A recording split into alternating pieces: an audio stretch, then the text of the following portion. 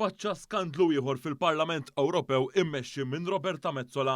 Dan hekk kif is-sit awtorevoli politiko svela li d-dejta personali ta' eluf ta' ħaddiema ta' din l-istituzzjoni Ewropea insterqet fl-aħħar jiem u flok qed jingħataw informazzjoni dwar dak li qed jiġri tħallew fil-għama bil-amministrazzjoni ta' Metsola.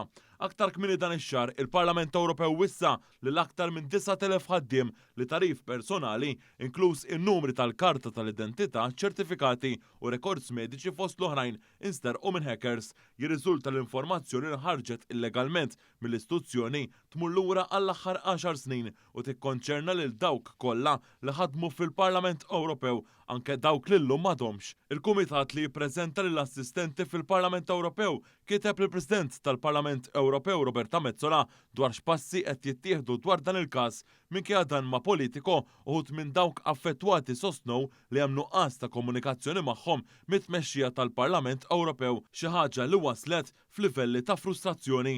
Is-sit internazzjonali sostna li dawn il-ħaddiema jinsabu irrabjati waqt li dawn qed jistennew it-tweġibiet mit-tmexxija tal-President Roberta Metsola. Madankollu waqt li Metsola għadha iffukata biex tavvanza il-karriera politika tagħha personali fuq livell Ewropew, dawn l-eluf ta' ħaddiema tħallew lampa stampa. Intant kif inhu magħruf il-kandidata nazzjonalista bħalissa qiegħda ddur hawn Malta, anke jekk fl-istess ħin qed tevita id-dibattiti ma' kandidati bħala u saħansitra taħrab il-mistoqsijiet tal-ġurnalisti. Madankollu xtrat magazine tat Times of Malta biex tipprova twassal messaġġ li hi l-unika tama għal Malta.